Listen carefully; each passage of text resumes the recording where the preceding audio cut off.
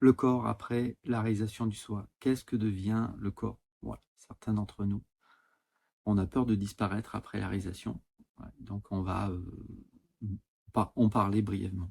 Voilà. On pourrait faire la distinction claire entre eh bien, l'éveil et la réalisation du soi. L'éveil, c'est cet instant où on se rend compte qu'on ne cherche pas dans la bonne direction, ou alors on a déjà atteint nos objectifs, ou on se rend compte que la manière dont on vit eh bien, ne correspond pas, on pourrait dire, à nos attentes profondes. Et reste peut-être d'ailleurs à définir, mais qu'est-ce que c'est que ces attentes profondes? Parce qu'effectivement, certains d'entre nous, nos attentes profondes, eh bien, ce n'est pas vraiment d'être en paix, d'être dans une forme de complétude, d'être dans la joie de l'instant. Certains d'entre nous, si on ne se ment pas, ça va plutôt être quand même d'atteindre certains objectifs. Et donc on pourrait dire qu'il faut quand même aller jusqu'au bout de l'expérience. Si on pense qu'on ne pourra pas être en paix, qu'on ne pourra pas être bien, qu'on ne pourra pas être heureux, si on n'atteint pas certains objectifs, eh bien il faut aller jusqu'au bout de l'expérience. Donc l'éveil, c'est cet instant où on peut voilà, se rendre compte qu'on ne cherche pas dans la bonne direction. Voilà. Donc soit on atteint nos objectifs, soit il y a eu un choc traumatique lourd, quelque chose qui a arrêté totalement les attentes du personnage, qui fait qu'on se repositionne, voilà, qu'on se rend compte qu'on ne contrôle pas les choses. Donc c'est en réalité dramatique pour le personnage, bien sûr, qui pense être au contrôle, aux commandes des choses. Donc c'est une phase, on pourrait dire, l'éveil, qui est ni confortable ni désagréable, parce qu'en réalité, dans bien de moments, on trouve une forme de paix, de joie. C'est des moments où on n'attend rien. Et puis, en même temps, toutes les résistances. Et donc, les résistances du personnage, c'est en réalité on pourrait dire, de la contraction énergétique. On pourrait le présenter comme ça, qui structure des croyances inconscientes, des émotions, tout simplement, ce qu'on va appeler ici des émotions. Donc naturellement, dès que vous vous retrouvez dans une situation où il y a eu une émotion, eh bien, vous risquez de revivre un certain nombre d'expériences qui sont plus ou moins désagréables. Alors, voilà, après l'éveil, effectivement, on est plus ou moins, sans s'en rendre compte, dans une forme de quête. On cherche, on ne sait pas trop quoi. Alors certains vont tomber sur la spiritualité, rattacher les wagons avec un courant spirituel qui ne correspond en aucun cas à leurs attentes profondes, mais ils ont vu que d'autres sont passés par là, donc ils vont faire pareil. D'autres vont rattacher les wagons avec une tradition, c'est parfait. Je ne suis pas en train de critiquer les traditions, je ne suis pas en train de critiquer les courants spirituels, je peux simplement vous dire que je ne suis pas passé par là. Pour moi, c'est plus passé par eh bien, effectivement, une souffrance qui semble intense, même ça, voilà. Après la réalisation, vous vous rendez compte que tout ça n'était qu'une histoire en réalité, mais effectivement, il semblerait que c'était quand même très souffrant, voilà, et donc à un moment donné, sortir de cette souffrance, même si en réalité on n'en sort pas, on la reconnaît comme une illusion. Voilà, je ferme cette parenthèse ici. Donc certains d'entre nous, on va se retrouver plus ou moins sur un courant, voilà, il y a un chercheur alors qui va pratiquer de la présence, de la méditation, du yoga, du tai chi, du qigong ou autre, une approche qui doit m'amener à la réalisation du soi.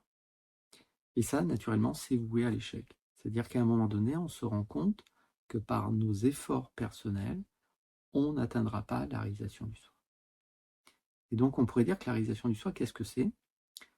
C'est en fait dire oui à la vie et se rendre compte qu'en réalité, il n'y a personne qui dit oui à la vie. Que la vie s'impose déjà telle qu'elle est. C'est-à-dire, il n'y a absolument rien à faire, par exemple, pour voir, pour les gens qui ont la chance de voir. Il n'y a absolument rien à faire pour entendre. Les sons sont là. Il n'y a rien à faire pour ressentir les aliments quand vous les mangez. Vous n'appuyez pas sur un bouton pour ressentir, par exemple, une banane ou une poire ou une noix de cajou dans la bouche. C'est-à-dire, c'est quelque chose que vous ressentez, voilà, tout simplement. Ça se fait. Et à un moment donné, donc, on se rend compte qu'il n'y a absolument rien à faire pour ressentir le corps. On peut faire un tout petit exercice, si vous voulez. Alors en réalité, c'est un petit exercice qui n'est pas un petit exercice parce que justement, ce que je vais vous montrer ici, ça prend progressivement, qu'on s'en rende compte ou pas, toute la place. Et c'est ça qui crée la complétude. Vous voyez, je viens de poser ma main sur ma jambe. Et en fait, c'est ça le problème. C'est-à-dire qu'on se dit, moi, je pose ma main sur la jambe. Alors qu'en réalité, si vous regardez bien, et je vous invite à faire pareil, vous pouvez, si vous voulez, poser votre main sur la jambe. Au moment où vous la posez, vous ressentez quelque chose. Vous ressentez peut-être le point de contact entre la jambe et la main. Et à ce moment-là, vous dites, est-ce qu'il y a un effort à faire pour ressentir la main ou ressentir la jambe? D'ailleurs, est-ce que c'est la main que je ressens? Est-ce que c'est la jambe que je ressens? Ou est-ce que c'est une contraction qu'il y a entre les deux? Un poids, on pourrait dire, qu'il y a entre les deux. Bien sûr, le mental cognitif peut toujours dire, c'est moi, c'est ma main que je pose sur ma jambe. Ça ne nous intéresse pas. Ça, on est déjà un peu dans la croyance. Ce qui nous intéresse, c'est vraiment le vécu le plus intime. C'est-à-dire, on se rend compte que, est-ce qu'il y a un effort à faire pour ressentir la main? Et il n'y en a aucun. Et à un moment donné, quand vous conscientisez ça, c'est la fin du méditant. Le méditant, par définition, pense et qu'il porte son attention sur le corps, comme s'il était une identité séparée du corps.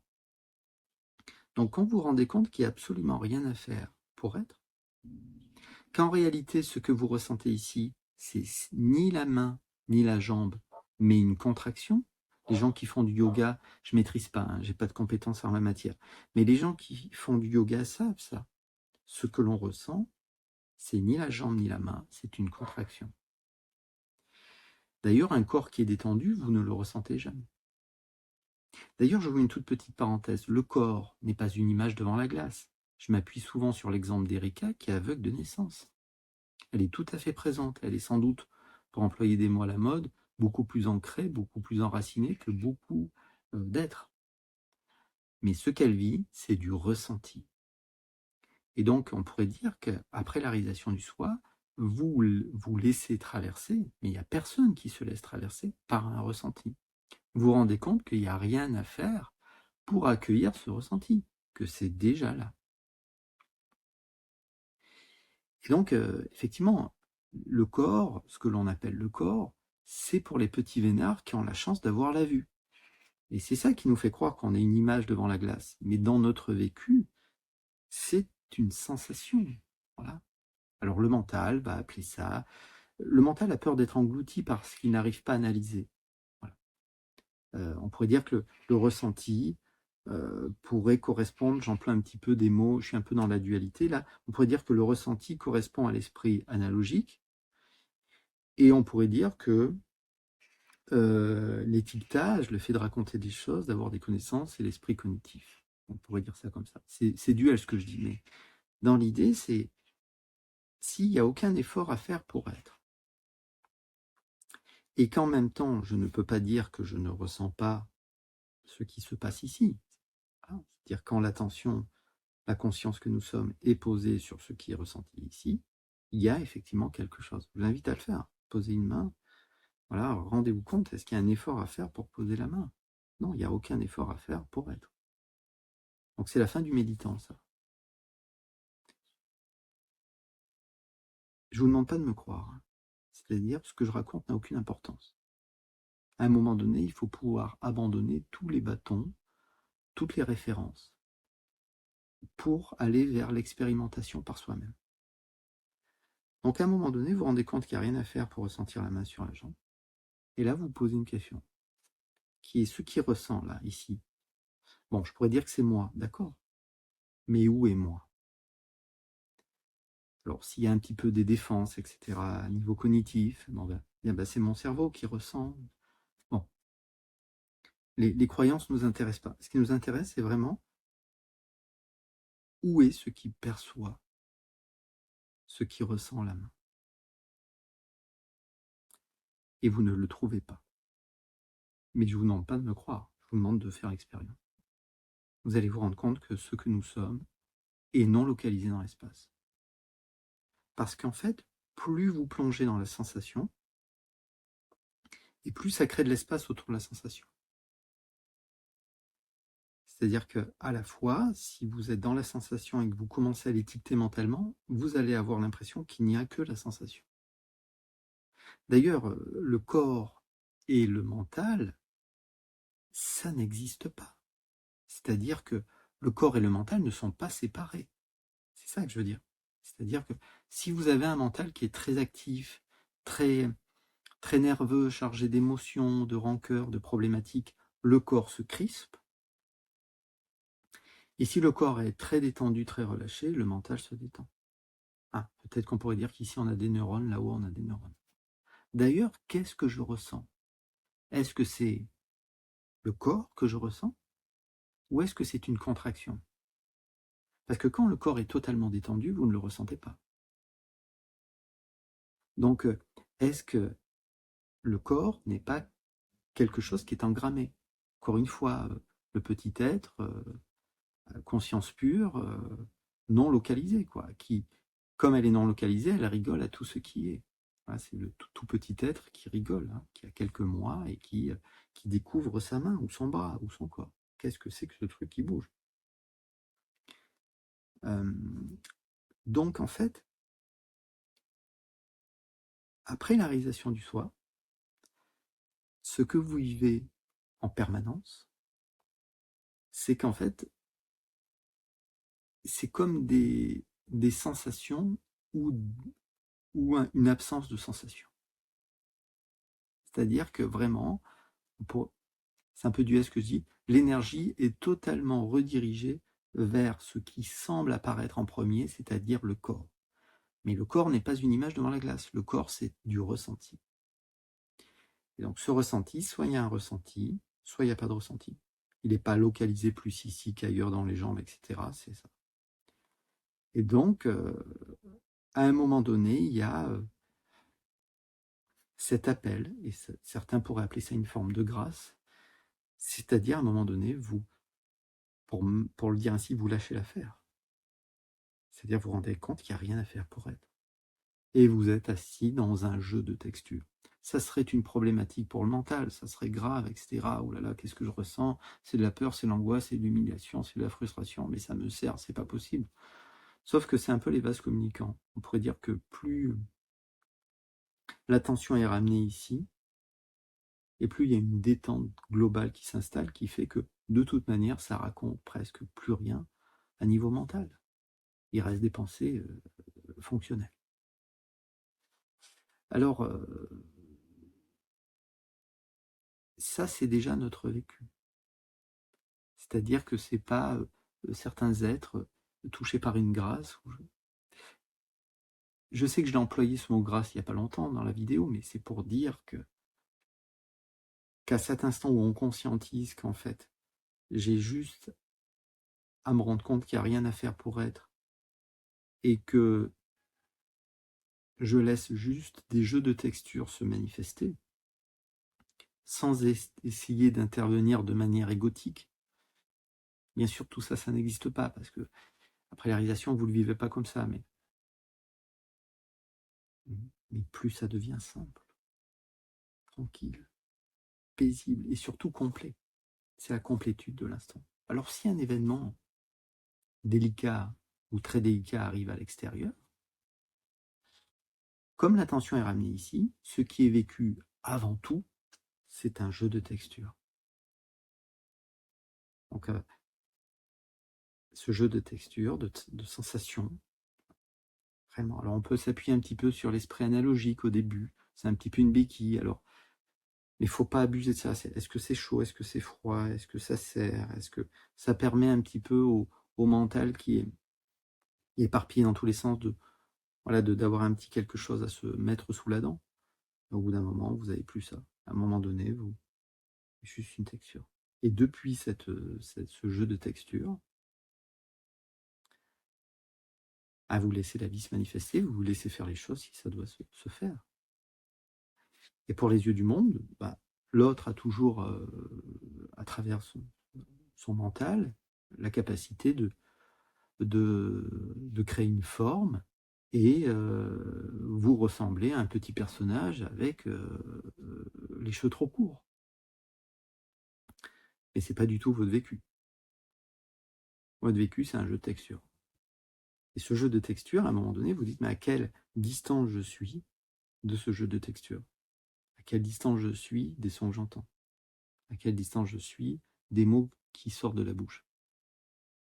À quelle distance je suis de la prochaine pensée qui apparaît? Et là, qu'est-ce qui émerge? Un silence qui n'est pas une absence de son, et vous pouvez vous poser la question, à quelle distance je suis du silence qui apparaît? Et il y a une vérité évidente qui éclate, qui est, mais je suis à aucune distance du silence. Il n'y a pas moi et le silence.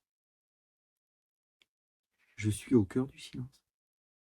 Ce qui est totalement absurde à un niveau cognitif. Mais de toute façon, si vous n'êtes pas intéressé par la réalisation du soi, bah déjà c'est parfait, puisqu'en fait tout le monde n'est pas destiné à réaliser.